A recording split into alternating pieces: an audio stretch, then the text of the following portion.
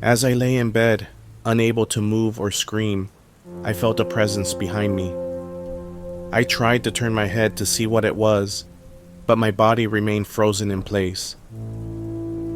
Then, the whispers began, soft at first, but gradually getting louder.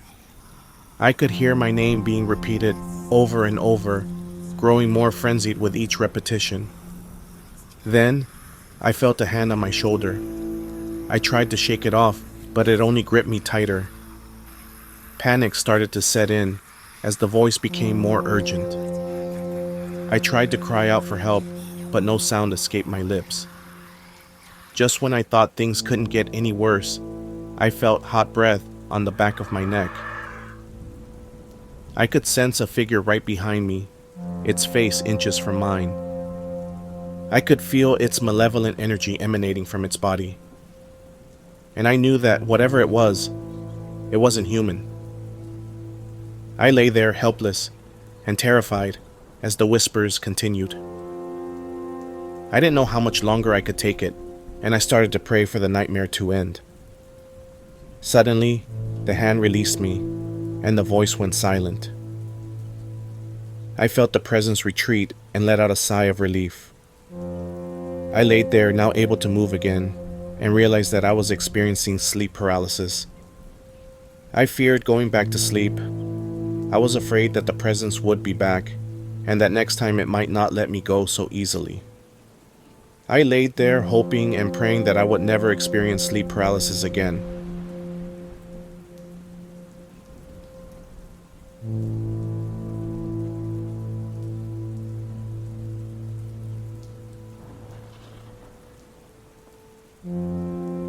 I woke up in a cold sweat, my heart racing, and my body paralyzed. I couldn't move or scream for help, no matter how hard I tried. I was trapped in my own body, unable to escape the terror that was taking over my senses. As I lay there, helpless and terrified, I saw him. A creepy pale man with long black hair, jet black eyes, and a sinister smile that revealed razor-sharp teeth. He was dressed in a black suit and a top hat, hovering just inches away from my face, staring at me with an unblinking gaze. I tried to will myself to move, to escape this nightmare, but it was no use. I was trapped in a state of sleep paralysis, unable to do anything but lay there and wait for this monster to do God knows what to me.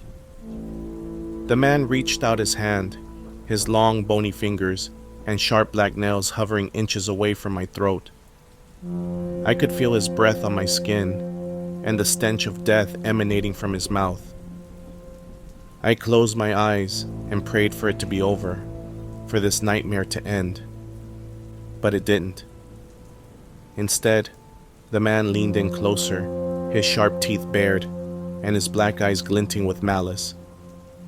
He wrapped his hand around my throat and began to choke me, cutting off my ability to breathe. Then he spoke, his voice low and guttural, filled with the kind of evil that could only come from the depths of hell itself.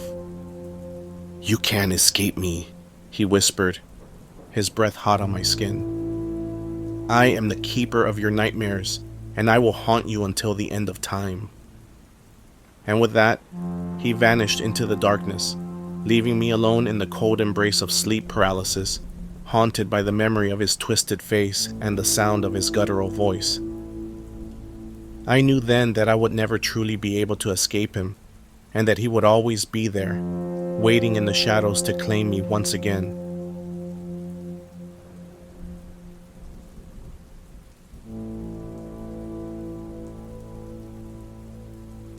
In the eerie silence of the night, with only the faint glow of the moonlight filtering through the curtains, I found myself scrolling through Reddit stories about sleep paralysis. Each tale sent shivers down my spine, but none compared to the chilling account my mom had shared with me years ago. It was a story that had haunted her for years, one she recounted with a tremble in her voice and a haunted look in her eyes. As I read through the accounts of others' experiences, my mind drifted back to that fateful night when my mom battled with the unknown. It was a night like any other, or so it seemed. My mom was jolted awake. She turned and looked at the red display clock on her nightstand. The clock blinked 2:58 a.m. She looked at the darkened white ceiling before turning to her left side. And as she felt herself drifting back to sleep, suddenly, she was jolted awake by an unseen hand clutching her arm. Her heart was pounding in her chest. As she lay there in the darkness, a sense of shock washed over her. She turned to glance at the clock, seeking solace in the familiarity of time. But to her horror, there was no time showing on the clock, only a blank, darkened display staring back at her. Fear gripped her as she felt the cold hand clutch her arm, squeezing tighter and tighter with each passing moment. Panic surged through her veins as she struggled against the unseen evil presence, her mind racing with terror. Desperation seized her as she closed her eyes and began to silently pray, seeking refuge in the power of faith. But her prayers were met with a deep, guttural groan that echoed through the room, filling her with a sense of dread unlike anything she had ever known. The groans grew louder and more menacing, surrounding her on all sides until they seemed to drown out her very thoughts. And then, as suddenly as it had begun, the hand released its grip, and my mom was free. She awoke drenched in sweat, her heart racing like a battering ram against her chest. With trembling hands, she glanced once more at the clock, her breath catching in her throat. It was 3 a.m., the witching hour, the time of darkness and dread. To this day, my mother's experience remains a chilling reminder of the thin veil that separates our world from the realm of the unknown. And as I lay in bed, haunted by her tale, I couldn't help but wonder what sinister forces lurked in the shadows of the night, waiting to claim their next victim.